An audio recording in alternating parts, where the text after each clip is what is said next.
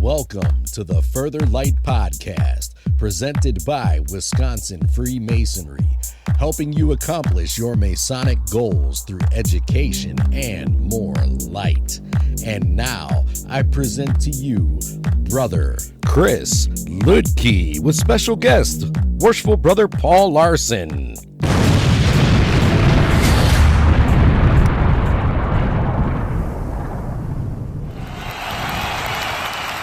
Listeners, scholars, brothers, this is Brother Chris Ludke, and today I am joined by Worshipful Brother Paul Larson, District Deputy in District 9, past Master of Jefferson County 9, constantly associated with the number 9 and with the best beard I have seen in Masonry. Sorry, most worshipful Brother Richie. So, Paul, how are you doing today? I'm doing great, Brother Chris. How are you? Upright and sucking wind as always. And today we're talking about Clandestine Masonry. For my 7 listeners out there, Brother Larson, Worshipful Brother Larson, presented at Annual Communication about Clandestine Masonry, about how he went from got involved in Clandestine Masonry and how he ended up in Blue Lodge Masonry. And that's what I want to explore today. So, Paul, how did this all start? It's a pretty weird story. It's a unique story, I think.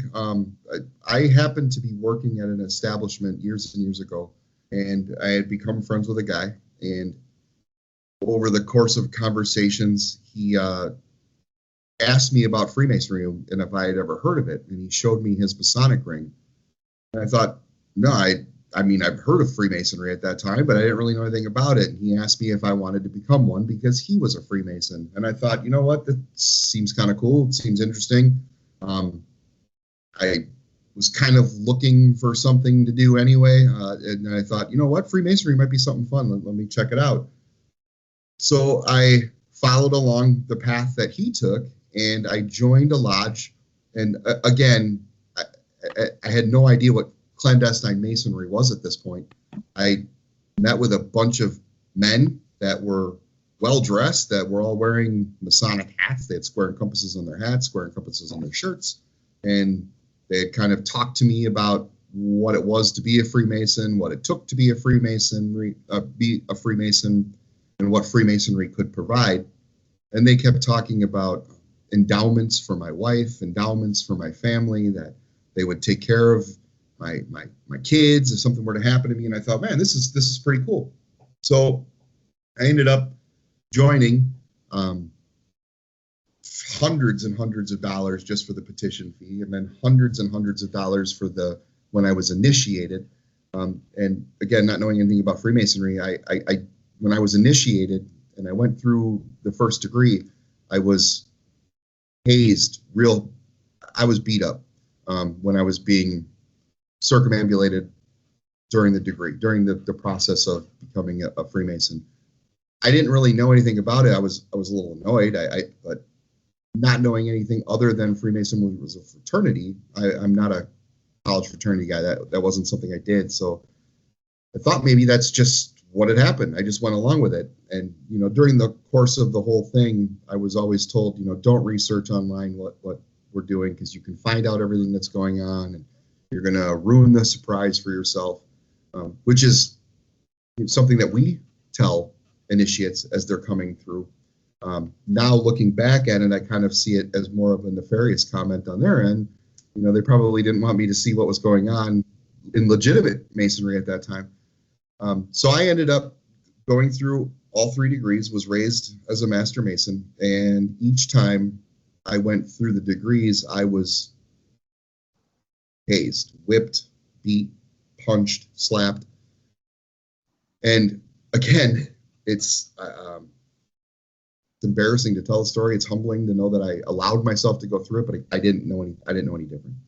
And where was this happening? What town? What area? This was a group that met on the north side of Milwaukee. Okay. In a hotel conference room on the north side. And so it wasn't in a building that was marked as a lodge or anything like that? The particular organization that I was in at that time was not in a lodge building. No. Then, since then I've noticed that there are clandestine lodges that meet in well-marked lodge buildings, but this particular one that I was part of that did not have that. Okay. Over the course of 6-8 months while I was going through all of this, the lodge that I was part of, or the group that I was part of, it was a great group of guys. I mean, it really was. I had a lot of fun. I connected on a really good level with a lot of these men. They would hang out on the weekends with our families. We would have cookouts. We would get together and do study groups. And all indications to me were that this was Freemasonry. It was a brotherhood. It was guys hanging out and having great conversations and constantly in communication with each other and going out. There was a certain point during all of this where one of the key linchpins in that group, he was arrested. And all of a sudden, everything kind of fell apart. And I lost contact with those guys. They stopped calling me. There was no more getting together. There was nothing going on. So I found it really strange, but I was missing it. There was that group of men, that friendship, that bond that I had started to really develop with these guys, it was gone. So at that point, I thought, well, I know that there's Masonry everywhere, because just know that there's Masonic lodges all over the place. I went to this one in Milwaukee because I was following this friend of mine. And I thought, well, since this is falling apart, maybe I'll try to find something local. I'll see if there's something near where I live. And I went onto Facebook, and lo and behold, Jefferson County Lodge number 9 is 10 minutes from my house. Well, this is cool. So on Facebook, I messaged the lodge, and Brother David Medici is the secretary of the lodge at that time. I sent him an email, and I was like, "Hi, Brother David. This is Brother Paul Larson. I'm a member of Keepers of the Light 826. For some reason, that will never leave my head. I'm a member of Keepers of the Light 826, and that lodge went dark, because that was the term that I had learned at that time. I'm looking to transfer my membership to Jefferson. I would really like to be part of a local organization." And I got a message back from Brother David, said, "Brother Paul, it's so great to, excited to meet you. Let me run your data real quick so I can get the paperwork in line, and I'll get in contact with you, and we get you a transfer petition, and we'll get it all set up." And I was like, cool. Well, then about a week went by, and I got another message from the Jefferson Facebook page, which was Brother David Medici, saying, "Mr. Larson, I need to inform you." And instantly my brain went, wait, the last message I got from him was Brother Paul, and now I'm getting a message that says Mr. Larson. He says, David has an amazing way with words. If any of you, if you know David Medici, he's got an amazing, so I'll never do the message that he sent me justice, but it was something along the lines of, "I regret to inform you that you are a member of a clandestine lodge, and further investigation will be needed. If you'd like further information, please contact me." And he gave me a cell phone number. Kind of remember, I looked over at my wife, and I was like, and I read her the message. What does this even mean? What are you talking about? So I called David, and I was informed that I was in fact not a Freemason, that I was a member of a clandestine lodge. And then that was my introduction to what clandestine Masonry was. And I was floored. I was mad. I was hurt, because I really thought that I was doing something good at that time. So I sat on it for a while, and then I contacted Brother David back, and I said, I would like to have the conversation with you. I would like to at least come down and have a conversation. So let me stop you there, because we're getting into, where you're going to join up with Blue Law. It would appear that way. But I have a couple of questions. First of all, sure. You mentioned that you guys would get together and you would study when you were planning to. What exactly were you studying? I mean, obviously it's not Masonic things. We're very careful about that. We right.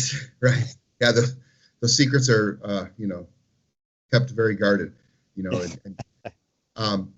There's a book right on Amazon that you can purchase that is basically a cipher. It's not a cipher. It's the ritual, and that's what we would study. I would hate to put the name of it out there and give it any more publicity than it already has. Right. But there's a book that you can purchase, and that's what we would study, and that's what we would sit and talk about, because you can read the lectures because it's in words. I was Worshipful Brother Napoleon Jansak Knie came to my district meeting a couple weeks ago. We had District 9 meeting, and he did it from the Wisconsin Education Committee and presented a wonderful presentation on the northeast corner. That's one of my two favorite symbols in the entered apprentice degree. Right.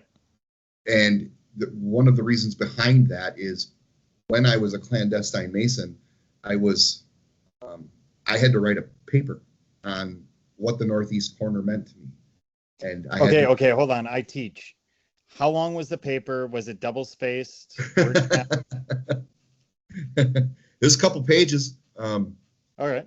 So, and then I had to present it. So that was one of the things that they did for all of the guys that were going through as initiates at that time, as candidates and entered apprentices.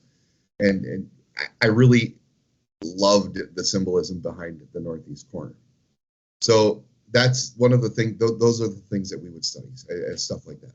And when you went through, did the petition and everything, it all had the square and compass, it said Grand Lodge of whatever, or was it very different? Very different. It was 8.5 by 11 sheet paper. It was printed off. That requested, yes, there was a square and compass on it. Yes, there was the Grand Lodge insignia that was on it. It was not the Grand Lodge of Wisconsin insignia. It was a different fictitious symbol. Now I know it was a fictitious symbol now, but yeah, it was name, date of birth, address, all the pertinent information. And so at no point did you ever have reason to question that you were joining something that wasn't actually Freemasonry? I didn't have any reason to question because I didn't know any better. Okay. So it's humbling to say, and it makes me feel foolish, but if you have no frame of reference and you have no idea what you're looking at, other than seeing a couple of movies and seeing some conspiracy theorists' perspectives on the internet, how would you know? Okay. So continue on. You were saying you were getting in touch with the secretary. You were going to give him a call. Yeah, Brother David from Jefferson. So I set up a meeting to go meet with them and to have a discussion. And it was interesting because this happened to be a couple of months. Yeah, I believe it was August of 2018, and Most Worshipful Past Grandmaster Scott Pedley had just taken the Grandees, and he happened to be at this function at Jefferson Masonic Center, and he sat in on a discussion that I had with Worship Brother Ralph Balke, Worship Brother Tim Smiley, Brother David Medici, and then Most Worshipful Scott Pedley. We sat in the office and had this very interesting conversation about what you did what, that was, at least for the Jefferson Lodge brothers, maybe not Most Worshipful Scott, but for the Lodge brothers of Jefferson, that was also their first experience talking about a clandestine Mason and what I had gone through. So I filled out another petition. Our petitions are much more beautiful than the ones that I filled out with the clandestine Lodge.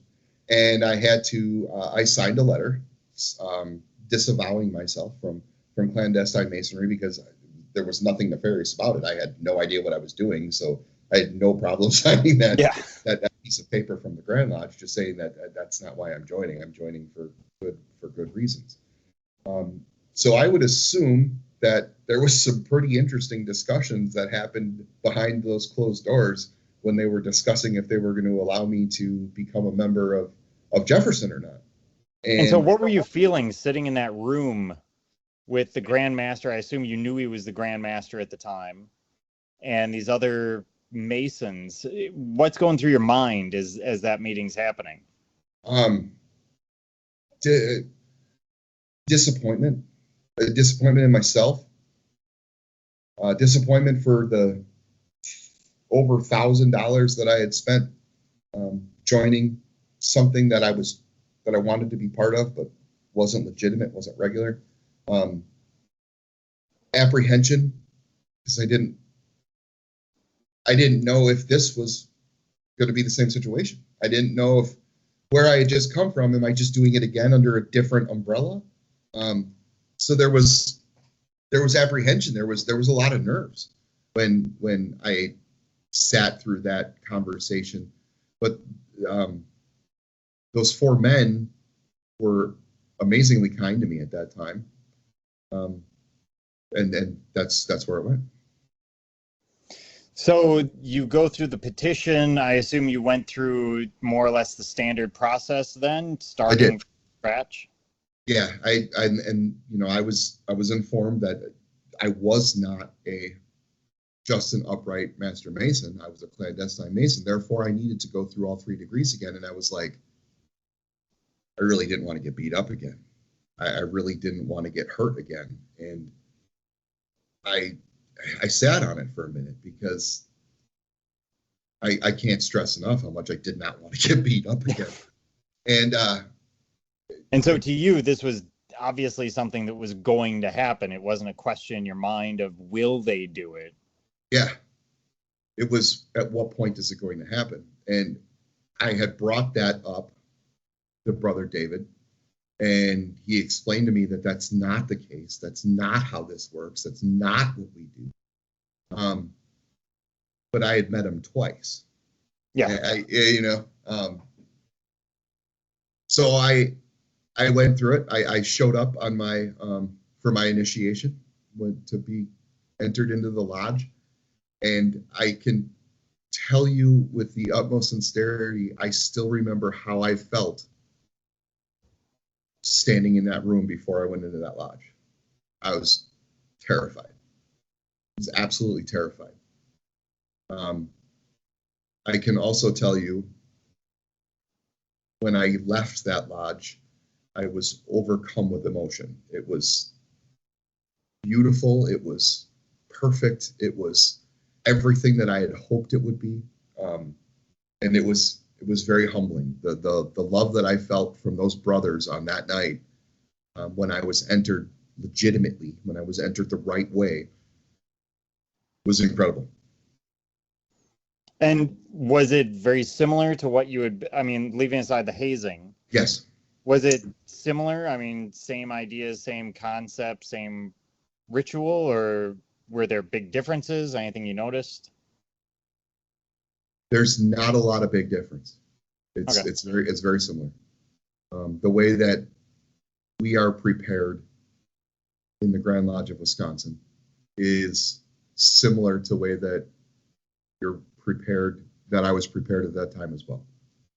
So at this point, did you know, hey, this is the right Masons, or were you still kind of going, is this? By the time I had said that I agreed that I was going to go through with this and do it, at that point I had done a little bit of research on my own. Mm-hmm. And that's kind of when I had looked into and saw the Grand Lodge of Wisconsin's website, and I knew at that point that it was legitimate, that it was a Masonic organization, and that it wasn't. And at that point, still, you don't really know what clandestine is. It was hard for me to grasp what all that meant at that time, but once I wasn't hazed, and it didn't cost a fortune, I kind of knew that this was a group of honorable men doing honorable things for an honorable cause. And so how would we ever recognize a clandestine Mason? If I'm talking to someone at the bar, for example, is there anything that you would see as standing out that would tell me, hey, this is probably not actually a Mason? There's certain subjects that a Mason won't discuss in public, right? Right. There's certain words, there's certain things that we keep to ourselves. Right. That right there is going to be a dead giveaway. It's really difficult. I travel for work. Mm-hmm. Currently traveling for work, and everywhere I go, I have a square and compass hat. if I'm not at a business meeting, I'm wearing a square and compass on my shirt, on my hat. I've got tattoos, my rings. Always, I will always, no matter where I am in this country, run into somebody that will come and greet me as a Mason. Yeah. And it's a wonderful thing. It's a wonderful thing. And when you run into somebody while you're having dinner and you're sitting in a corner and they see your shirt and they come and approach you and they greet you as a Mason for their dues card, you're not going to ask them, what's your home lodge, what's your grand lodge? You're going to greet them as a brother because you're excited that somebody's is greeting you as a Mason. So yeah, on the jump, like right away, you're not. There's no way to tell. They look. They wear the same clothes. They wear the same symbols, and they know most of the words and grips. So this is very much the invasion of the body snatchers. We yes, can't absolutely. actually tell. Yeah, I'm dating myself. That's fine. Yeah, you can't. On face value, off of an initial conversation, when somebody comes up and greet you, you can't tell.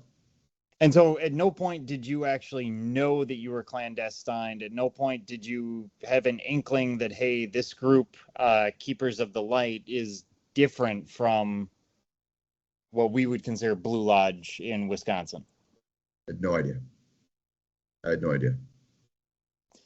And so it's happenstance, basically, that you ended up at Jefferson. It's complete happenstance, yeah. And it was only because I had liked camaraderie. I had liked the fellowship, the brotherhood. I had liked the discussions. I wanted to continue going. I wanted to, if this group's not, I'll find another group. And because I looked on Facebook and I just typed in Jefferson County Freemasons, and boom, there's a Jefferson County Lodge, really, and that's how I ended up where I'm at. And how many members were there of this clandestine lodge? I mean, was this a big organization, quite small? Easily between 15 and 20 guys at every one of the get-togethers. So a pretty active group, yeah. From the sounds of it. Yep. And when you look at that group, there's nothing that stood out. There's nothing. They weren't wearing clandestine Mason hat or anything. Yeah, it did not say I am a clandestine Mason. No. They wore black suits and black tie and white shirts and black ties. I mean, they checked all the boxes.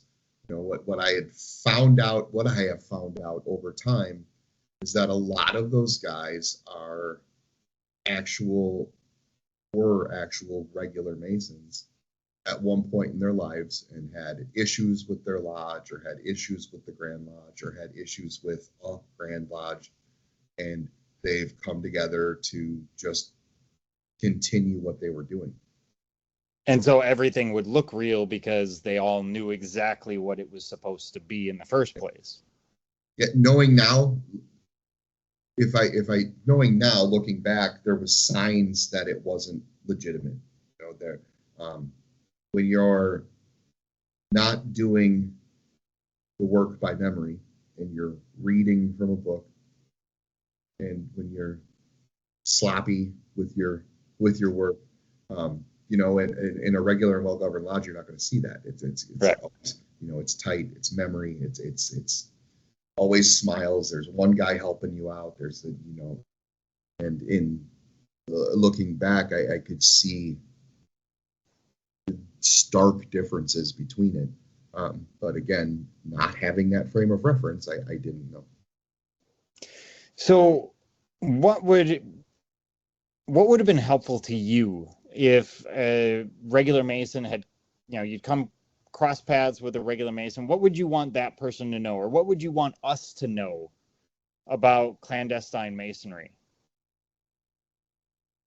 That's a tough question.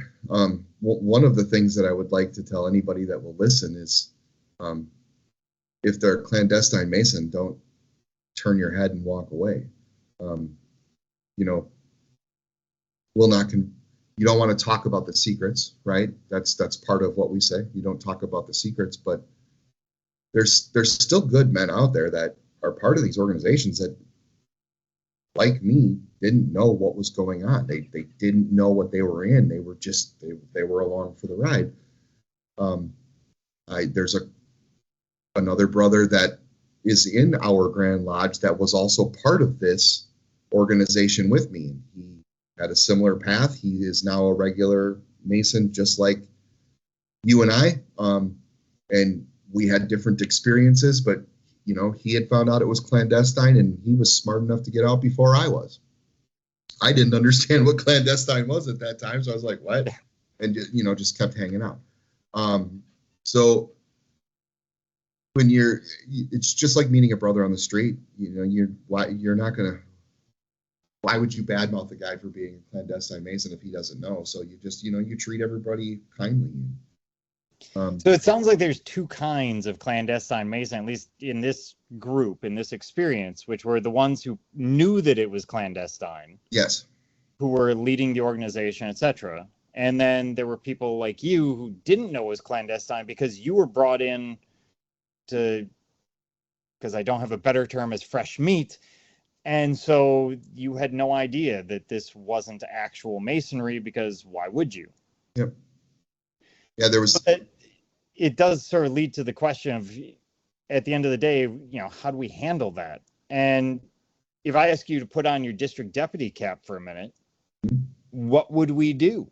If I in Waukesha or you in Jefferson or someone else talks to someone and, something similar comes up and the red flag goes up, hey, there's clandestine here, what do you do? If the red flag comes up, the easiest way to do it would be to obviously guard your conversation at that point, but give that man guidance, whisper that good counsel that we're supposed to give, have that uncomfortable conversation with that gentleman, just saying, you may be part of something that's not regular. You may be part of a clandestine organization. I'm a member of the Grand Lodge of Wisconsin, and here's some of the stuff that we do. What do you guys do? If you lead them into a conversation explaining what the Freemasons of Wisconsin do, how we do it, you can touch on the State Patrol jump bags that we're doing right now, and the FSTs and all the community giving that we do, and all how active we are in the community, and then ask them, what are you guys doing? And then that starts wheels turning in their heads about, wait a minute, this is supposed to be a charitable organization. Why are we not being charitable? And that can open up a whole new conversation. Point them out, wimasons.org. Get them to our website. Have them look at our information and see who we are, what we are, and why it's regular and why they're not. But just destroying him. What are you doing? That's counterproductive, because that could be a really good brother down the road. That could be a really good Mason that we would love to have in our fraternity. And just a reminder to the listeners, they may not know what the situation is. So right. It makes sense. And at what point would we contact, say, the DR or the district deputy and say, hey, there's something fishy in Denmark. What do you think is, can you come and talk to this guy? If the guy that you're talking to would even be open for the conversation, that's probably when you would reach out to maybe the master of your lodge or one of those well-traveled brethren that are in your lodge to have those conversations. A Mason that comes in that's been a Mason for a year and a half, 2 years, that's a really difficult conversation for somebody to have, right? Because there's a lot of nuances of being a Master Mason that might not resonate. It may not come out right with a brand new Master Mason, but a traveled brother, the one of your district representatives, the district deputy of your area, that would be when you could put him into that. But you're also not going to have a conversation with a guy that you're going to, if you find out he's clandestine and you're having this conversation, you know what, I'm going to call my district deputy right now and you're going to talk to him. Your conversation's over at that point because now you're attacking the guy. So it's almost, you got to treat it with kid gloves. So if he was coming to the lodge similar to you and saying, hey, I want to transfer, then that might be a good time to make that call. Yeah. Say, hey, we think this is going on. But if I meet someone at the bar, probably not calling up Jason Bratz or yourself or someone else and going, hey, guess what? Right. little forceful. Yeah. And do you have any sense of how many clandestine Masons might be in the state of Wisconsin at any given time? How likely is it we'd come across someone? There's clandestine Mason lodges everywhere. You can, if you look at the International Freemasons, that's a huge organization. They have the square and compasses with a skeleton key underneath the square and compass. Massive organization. They have a brick and mortar building in Milwaukee that they meet at regularly. They contribute to the Milwaukee County Police Department. They're active in the community. They're active with the schools in Milwaukee. And I'm speaking at the Milwaukee level because that's geographically in Wisconsin. That's where I am. I'm not familiar with up north, but it's a great group. I mean, they're active. They're working with kids. They're working with the schools. They're working with law enforcement, but they're not recognized by the Grand Lodge of Wisconsin. They're an irregular lodge. So there's so many out there in Iowa. The state of Iowa is filled with clandestine Masons. Quick Google searches will find all that. So it's real prevalent, and it's not really talked about as much as it should be, because as we are stewards of our craft, that's something that we need to discuss to make sure that we tell we're out there, we're visible. We've got semis with Be a Freemason on it, and all of the advertisement that Grand Lodge of Wisconsin is doing, and with our social media campaigns and all of the community outreach that the Grand Lodge of Wisconsin is doing is absolutely amazing, and that gets in front of people, that gets out there into the public. That's one way that we could deter, because when I came in, we weren't that visible. Right. Now so it helps to have it out there and have a presence. Yep. So what would you hope that people know about clandestine Masonry just in Wisconsin in general? What would be your central message to the Masons of Wisconsin, to the listeners about these situations? If you're not my biggest message is, if you're not a Freemason and it's something that you're considering doing, if you're listening to this podcast, you're considering doing, is do some research. Make sure that the organization that you're joining is regular and well governed. And I keep saying regular and well governed. That it's a legitimate Grand Lodge, Grand Lodge. So find that local lodge in your town and talk to them.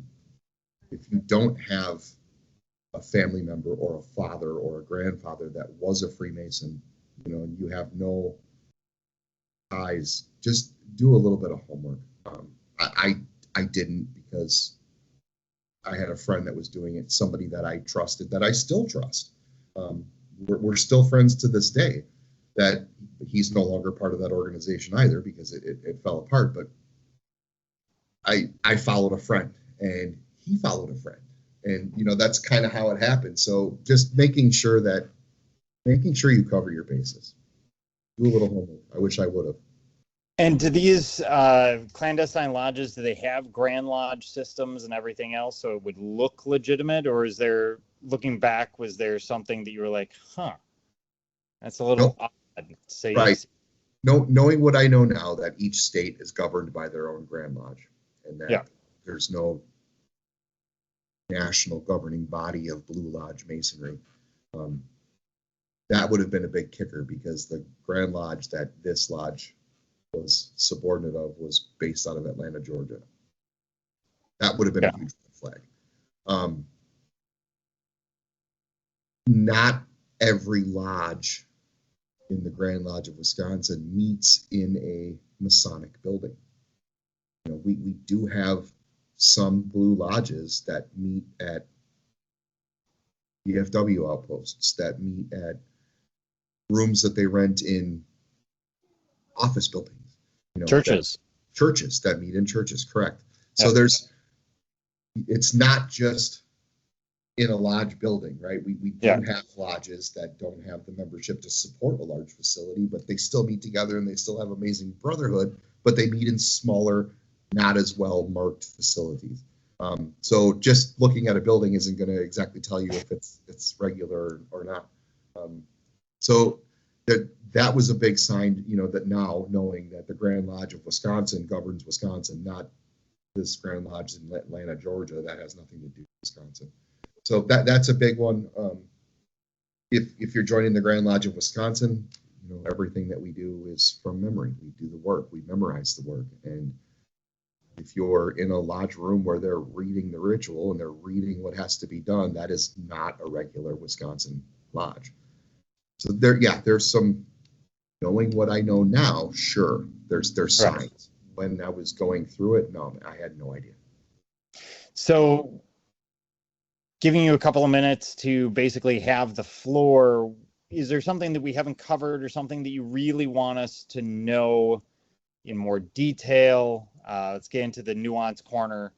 What do you have for us on clandestine masonry that we haven't dealt with? We've kind of dealt with a lot. I get the point that I really want to get across when I'm talking about this at any time when I'm having this discussion is that there are good men that want to be Freemasons, that think they are Freemasons, but haven't been taken down the right path. Having you as a trusted brother, as a worthy brother, to be able to guide these men, if you come across a guy like this, and be able to guide him to proper masonry. Proper masonry, regular masonry, is so beautiful. It's so cool. I'm in such a better mood every time I leave a lodge. Even if I'm in lodge 5 nights a week, I'm in a better mood every time I walk out of that lodge room, because you've just had that fellowship, and you have that friendship, and you have that connection.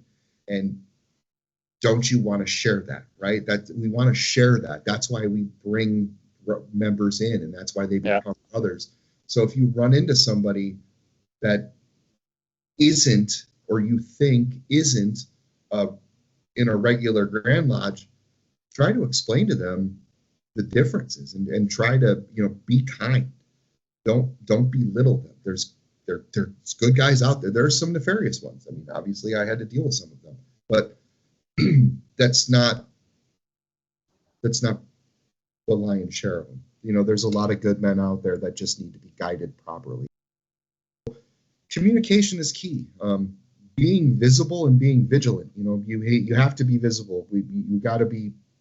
That's why the Grand Lodge of Wisconsin has invested so much with the WIMasons.org and the beafreemason.org and all of the appendant body websites that are out there, is to make regular craft masonry visible to the men out there that don't have the opportunity or don't have the friend group to point them in the right direction. We want to be able to help them and point them in the right direction.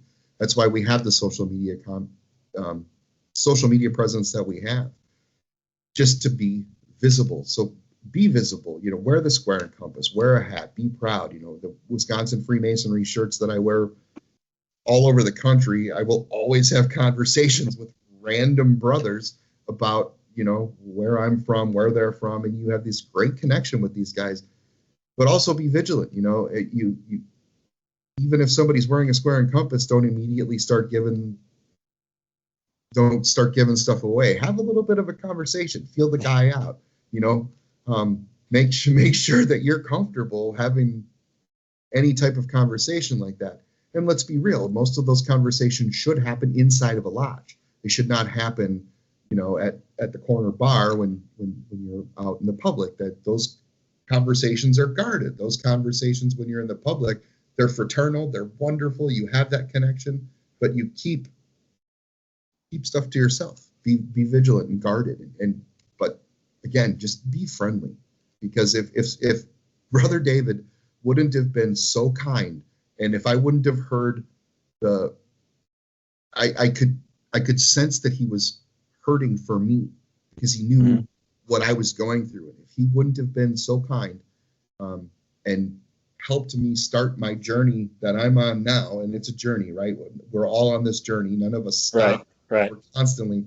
So if Brother David wouldn't have done that for me, then, maybe I wouldn't be standing here. And so if I had run into you at one of these corner bars at some point, Lodge South or something like that, and you were still clandestine, would you have listened?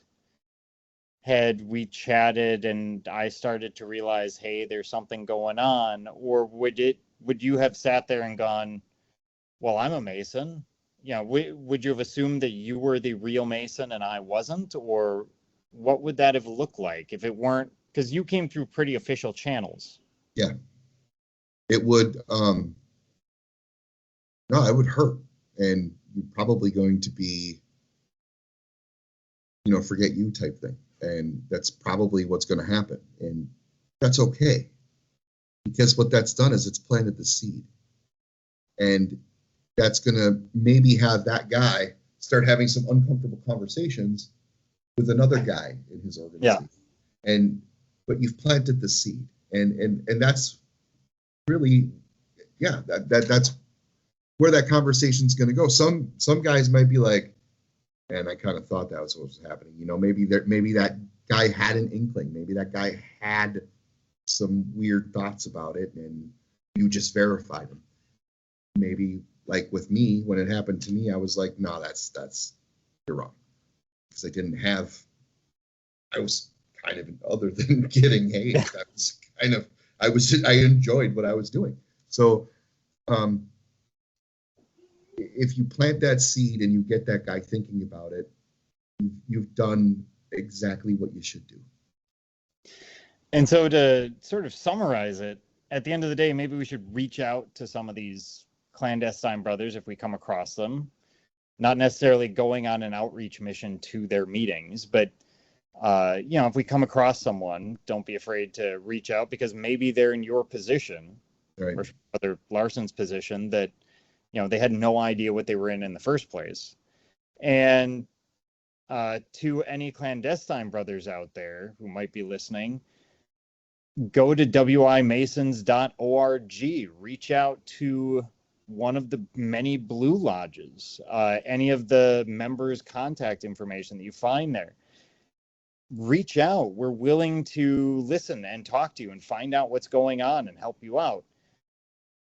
But I would definitely suggest, just like Brother Paul said, that reaching out is going to be the first step. Is there anything that we haven't covered, or? I'm feeling pretty good. I appreciate the opportunity to talk about this, and I hope it's beneficial. I hope it helps. I keep saying this, but there's good guys that are in the wrong organizations, and we got to start the conversation. We got to help them find the way.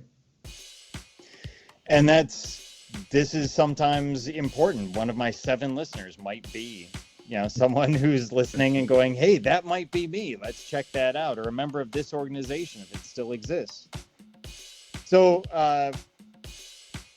Brother Paul, thank you for joining me. And thank you for joining me, Brother Chris Lidke, and the entire Further Light team on your quest to find more light through Masonry. Are you interested in learning more about Freemasonry in Wisconsin? Visit wisconsinmasons.org to learn more about Masonry and access further educational content and more light. Once again, that address is wimasons.org. Any questions, comments, or suggestions, please email us at education@wisconsinmasons.org. And thank you for listening.